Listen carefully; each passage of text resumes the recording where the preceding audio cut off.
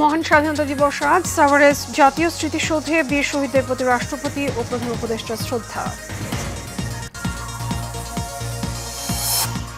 4 দিনের সফরে চীন পৌঁছেছেন প্রধান উপদেষ্টা। কাল বক্তব্য রাখবেন ব সম্মেলনের প্ল্যানারি সেশনে। নির্বাচন নিয়ে প্রধান উপদেষ্টার বক্তব্য অস্পষ্ট, বললেন মির্জা ফখরুল। দ্রুত রোডম্যাপ ঘোষণার দাবি। এবং ৭১ ও ২৪কে যারা মুখোমুখি করতে চায় তাদের উদ্দেশ্য অসৎ, বললেন নাহিদ। সংস্কারহীন নির্বাচন না মানার হুমকি।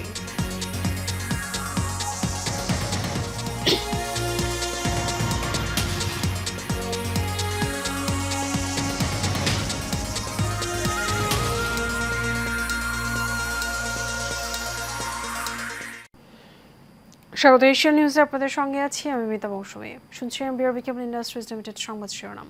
এবারে চলে যাব বিস্তারিত সংবাদে। বিশ্ব মানচিত্রে বাংলাদেশ নামক রাষ্ট্রের অভ্যুদয়ের ৫৪তম বার্ষিকীতে জাতির বীর সন্তানদের ফুলেল শ্রদ্ধা জানিয়েছেন রাষ্ট্রপতি মোহাম্মদ শাহাবুদ্দিন এবং প্রধান উপদেষ্টা অধ্যাপক ডক্টর মোহাম্মদ ইউনূস। ২৪শে জুলাই অভ্যুত্থানের পথ ধরে নতুন তরুণ প্রজন্ম এখন স্বপ্ন দেখছে বৈষম্যহীন নতুন বাংলাদেশ বিনির্মাণের। এবার স্বাধীনতা দিবসে ঝরছে সেই দৃপ্ত প্রত্যয়। নূর মোহাম্মদ ভূঁইয়া রিপোর্ট। পাকিস্তানি শোষণ বঞ্চনার শৃঙ্খল ভেঙে লাল সবুজের পতাকা উড়িয়ে স্বাধীন স্বদেশ বিনির্মাণে ৫৪তম বার্ষিকী পালন করছে বাংলাদেশ। দেশের রাজনৈতিক পট পরিবর্তনের পর অন্তর্বর্তী সরকারের দায়িত্ব নেওয়ার প্রথম স্বাধীনতা দিবস উদযাপন করছে ডক্টর মোহাম্মদ ইউনূস নেতৃত্বাধীন সরকার। সাভারে জাতীয় স্মৃতিসৌধে ফুল দিয়ে প্রথমে শ্রদ্ধা জানান রাষ্ট্রপ্রধান। এর কিছুক্ষণ পরে বীর শহীদদের প্রতি শ্রদ্ধা জানান অন্তর্বর্তীকালীন সরকারের প্রধান। রাষ্ট্রপতি শ্রদ্ধা নিবেদনের পর্ব শেষে স্মৃতিসৌধ এলাকায় আসেন প্রধান উপদেষ্টা অধ্যাপক ডক্টর মোহাম্মদ ইউনূস। সেখানে তাকে স্বাগত জানান মুক্তিযোদ্ধা বিষয়ক মন্ত্রণালয়ের উপদেষ্টা ফারুকী আজম সহ পুরো উপদেষ্টা পরিষদ। শহীদদের স্মৃতিতে ফুলেল শ্রদ্ধা অর্পণ শেষে স্মৃতিসৌধে বেদিতে দাঁড়িয়ে ১ মিনিট নীরবতা পালন করেন প্রধান উপদেষ্টা। এ সময় রাষ্ট্রীয় সালাম প্রদর্শন এবং বিয়োগলের করুণ সুর তোলেন সশস্ত্র বাহিনীর সদস্যরা। শ্রদ্ধা নিবেদনের পর প্রধান উপদেষ্টা স্মৃতিসৌধের পরিদর্শন বইতে স্বাক্ষর করেন। ভিআইপিদের শ্রদ্ধা জানানোর পর জাতীয় স্মৃতিসৌধ খুলে দেওয়া হয় সবার জন্য। পতাকার ফুল হাতে জনতার ঢল নামে শ্রদ্ধা প্রাঙ্গণে। নূর মোহাম্মদ ভূঁইয়া, এশিয়ান টেলিভিশন। এদিকে ভোরে মহান স্বাধীনতা এবং জাতীয় দিবস উদযাপন উপলক্ষে সূর্যোদয়ের সাথে সাথে ৩১ বার তোপধ্বনির মধ্য দিয়ে শুরু হয় মহান স্বাধীনতা এবং জাতীয় দিবসের আনুষ্ঠানিকতা। ঢাকার পুরাতন বিমানবন্দর এলাকায় বাংলাদেশ সেনাবাহিনীর একটি আর্টিলারি রেজিমেন্টের ৬টি মর্টার ও কামান থেকে ৩১ বার তোপধ্বনির মাধ্যমে স্বাধীনতা যুদ্ধের বীর শহীদদের প্রতি গান স্যালুট প্রদর্শন করা হয়। প্রতি বছরের ন্যায় এবারও যথাযোগ্য মর্যাদা এবং উৎসাহ উদ্দীপনার সাথে মহান স্বাধীনতা ও জাতীয় দিবস উদযাপন করা হচ্ছে।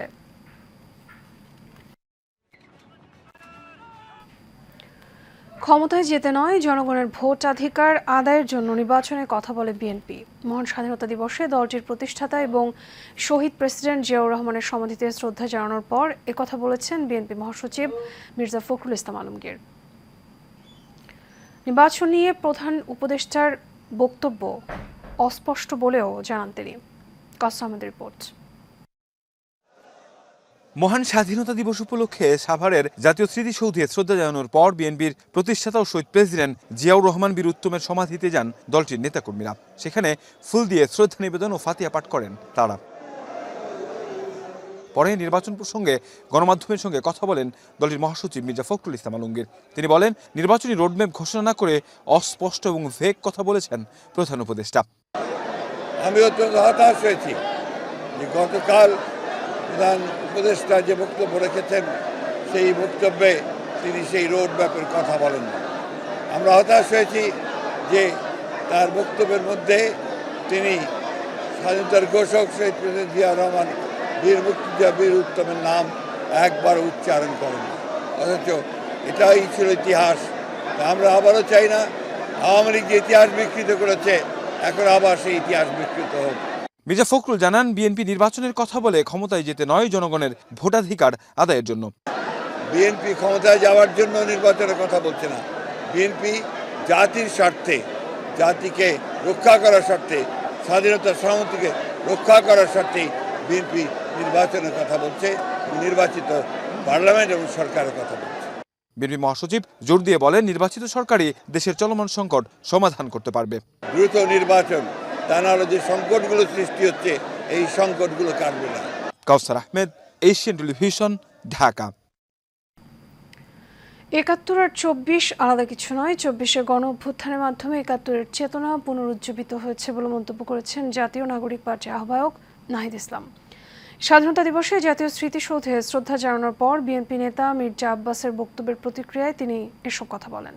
তার অভিযোগ, যারা ৭১ আর ২৪-কে মুখোমুখি অবস্থানে দাঁড় করাতে চায় তাদের উদ্দেশ্য সৎ নয়। সেটা ৫৪ বছরে অর্জিত হতে পারে নাই বিধায় একটা ফ্যাসিজম ১৫ বছর ধরে বাংলাদেশে চেপে বসেছিল বিধায়ী আরেকটি গণ অভ্যুত্থানের কিন্তু প্রয়োজন হয়েছিল। ফলে আমরাও কিন্তু ৭১-এ যে সাম্যের কথা বলা হয়েছিল, ২৪-এ কিন্তু সেই বৈষম্যহীন সমাজের কথাই আমরা বলছি।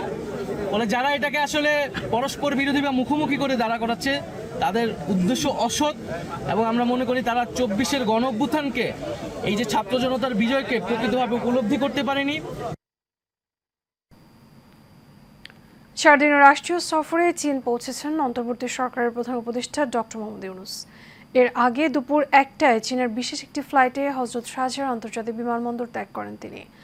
সফর সূচি অনুযায়ী বৃহস্পতিবার সম্মেলনে প্ল্যানারি সেশনে বক্তব্য রাখবেন প্রধান উপদেষ্টা। একই দিন তার সঙ্গে চীনের স্টেট কাউন্সিলের এক্সিকিউটিভ ভাইস প্রিমিয়ার দিং ঝুঝিয়াংয়ের বৈঠক হতে পারে।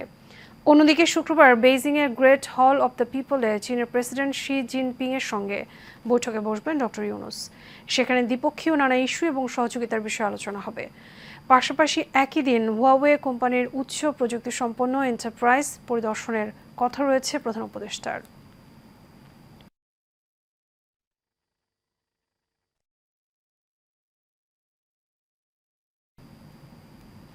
এবার এই যাত্রার খবর। ঈদযাত্রার দ্বিতীয় দিনে দেশের মহাসড়কগুলোতে বেড়েছে যানবাহনের চাপ, তবে যান চলাচলে রয়েছে স্বাভাবিক গতি। এদিকে যমুনা সেতুর পশ্চিম সংযোগ সড়ক ৪ লেনে উন্নীত হওয়ায় অনেকটা নির্বিঘ্নে বাড়ি ফিরছেন উত্তরাঞ্চলের মানুষ। জিন্না ফারুকের পাঠানো তথ্যচিত্রে জানাচ্ছেন শেখ ফাহিম।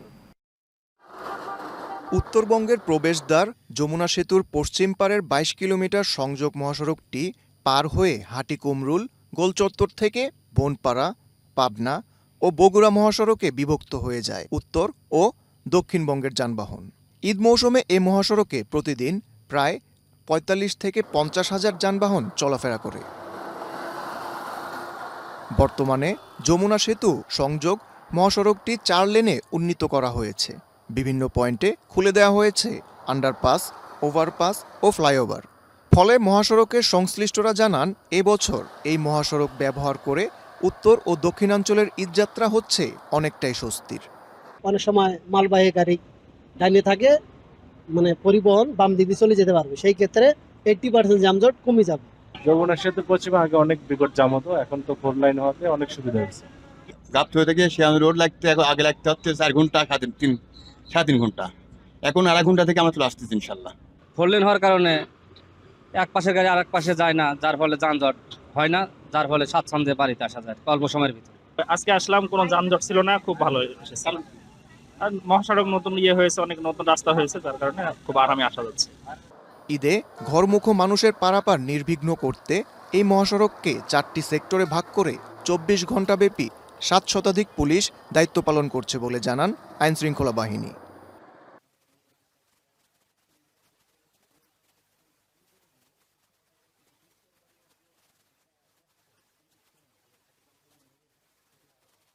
যানজট প্রবণ এবং দুর্ঘটনা প্রবণ এলাকা ছিল, এগুলো আমরা চিহ্নিত করেছি এবং এগুলোতে আমাদের টহল টিম বাড়ানো হয়েছে এবং আমরা আশা করতেছি আমরা আগামী 2-1 দিনের মধ্যে আমরা ফিক্সড ওখানে টিম দিতে পারবো, পুলিশের টিম। মহাসড়কের সংস্কার, যান চলাচলের শৃঙ্খলা ও পর্যাপ্ত নিরাপত্তা নিশ্চিতের মাধ্যমে উত্তর ও দক্ষিণাঞ্চলের ঘরমুখো যাত্রীদের এবারের ঈদযাত্রা নির্বিঘ্ন হবে, এমনটাই প্রত্যাশা সকলের। Sheikh Fahim, Asian television.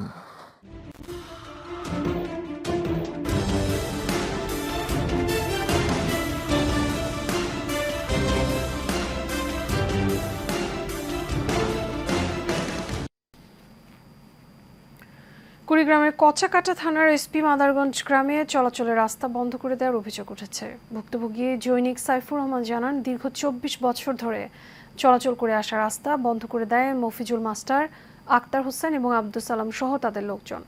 বাধা দিলে মারধরে হুমকি দেয় তারা। এ ঘটনায় উপজেলা নির্বাহী অফিসার শিব্বির আহমেদের বরাবর একটি অভিযোগ দায়ের করা হয়েছে। বিষয়টি তদন্ত করে ব্যবস্থা নেওয়ার দাবি জানিয়েছেন ভুক্তভোগীরা।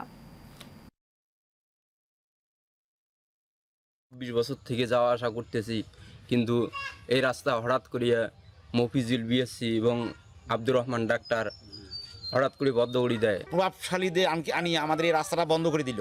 এই রাস্তাটা বন্ধ করে দেওয়ার আমরা মানবতা জীবন যাপন করতেছি, আমরা এখন চলাফেরা করতে পারতেছি না। ডাক্তার আব্দুর রহমান এবং মফিজুল বিএসসি গং তারা হঠাৎ করে রাতের আধারে তারা রাস্তা বন্ধ করে দেয়। ছোট ছোট বাচ্চারা মাদ্রাসায় পড়ে, ওরা যাইতে পারতেছে না। রহমান ডাক্তার, মফিজুল বিএসসি, আক্তার হোসেন আমাদের চলাচল বন্ধ করিয়ে দিয়েছে। বরিশালে গৌরনদী উপজেলা নির্বাহী কর্মকর্তা মোহাম্মদ আবু আবদুল্লাহ খানের বদলি আদেশ প্রত্যাহারের দাবিতে মানববন্ধন করা হয়েছে। উপজেলা অডিটোরিয়ামের সামনে এই মানববন্ধন করা হয়। এতে বক্তব্য রাখেন বীর মুক্তিযোদ্ধা শাহ আলম ফকির, উপজেলা ছাত্রদলের আহ্বায়ক রুবেল গোমস্তা সহ আরও অনেকে।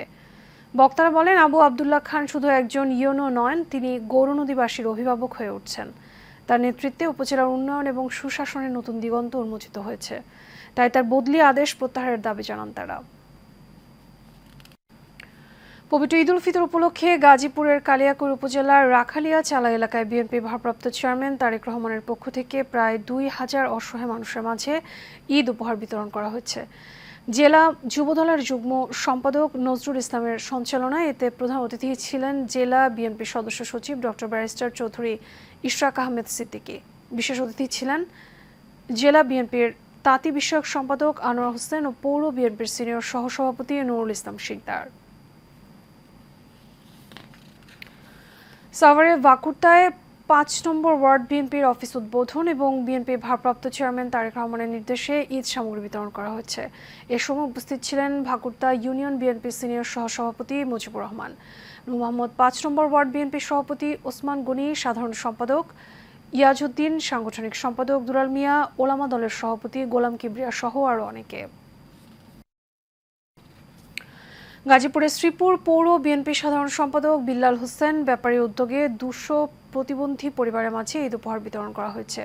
উপজেলা অডিটোরিয়ামে পৌর বিএনপি সিনিয়র যুগ্ম সম্পাদক শাহজাহান সজলের সঞ্চালনায় এবং সাধারণ সম্পাদক বিল্লাল হোসেন ব্যাপারীর সভাপতিত্বে এতে প্রধান অতিথি ছিলেন কেন্দ্রীয় বিএনপির সহ স্বাস্থ্য বিষয়ক সম্পাদক ডাক্তার এস.এম. রফিকুল ইসলাম বাচ্চু। উপস্থিত ছিলেন উপজেলা বিএনপির প্রতিষ্ঠাতা সভাপতি এস.এম. রুহুল আমিন, জেলা বিএনপির সাবেক সহসভাপতি হুমায়ুন কবির সরকার এবং উপজেলা বিএনপির সাবেক সভাপতি আব্দুল মোতালেব সহ আরও অনেকে। ঈদ উল ফিতর উপলক্ষে সংযুক্ত আরব আমিরাতের শেখ জাহিদ ফাউন্ডেশনের পক্ষ থেকে সহস্রাধিক গরিব, অসহায় এবং বিশেষ চাহিদা সম্পন্নদের মাঝে ফুড প্যাকেজ বিতরণ করা হয়েছে। রাজধানীর উত্তরা, গুলশান সহ ঢাকা, সিলেট, খুলনা ও পাবনার বিভিন্ন উপজেলায় এসব বিতরণ করা হয়।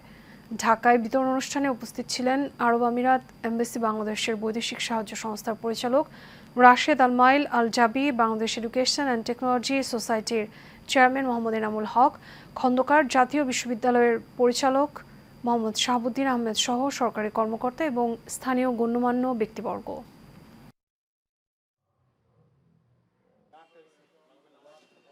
আমার আম্মু নাই, আম্মু মারা গেছে, আমার আব্বু আছে দেশে, এখানে আমরাই আছি ঢাকা। ইউ এমবাসি থেকে এটা পাইছি, অনেক খুশি। আমাদের এই প্রতিবন্ধী মানুষের পাশে দাঁড়ানোর জন্য এবং ঈদ সামগ্রী বিতরণের জন্য জাহিদ ফাউন্ডেশন এবং UAE8 যারা রয়েছে এই কাজের সাথে সংশ্লিষ্ট, তাদের জন্য আমরা অশেষ দোয়া কামনা করি।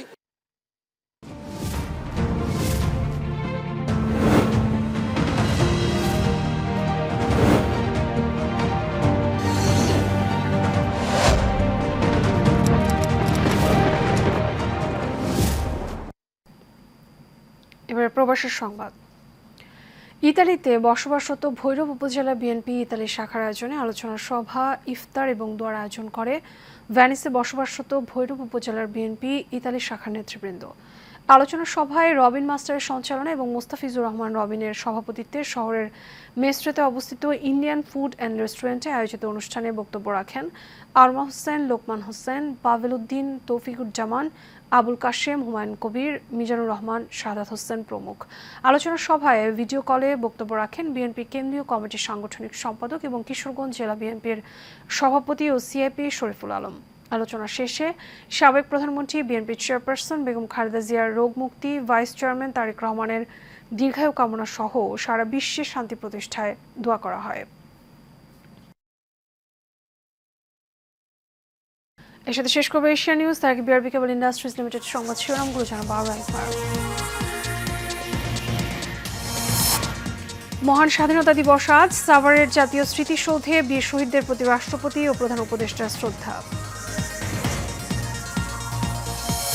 4 দিনের সফরে চীনে পৌঁছেছেন প্রধান উপদেষ্টা। কাল বক্তব্য রাখবেন বোয়াও সম্মেলনের প্লেনারি সেশনে। নির্বাচন নিয়ে প্রধান উপদেষ্টার বক্তব্য অস্পষ্ট, বলেন মির্জা ফখরুল। দ্রুত রোডম্যাপ ঘোষণার দাবি। এবং ৭১-২৪কে যারা মুখোমুখি করতে চায় তাদের উদ্দেশ্য অসৎ, বললেন নাহিদ। সংস্কারহীন নির্বাচন না মানার হুমকি।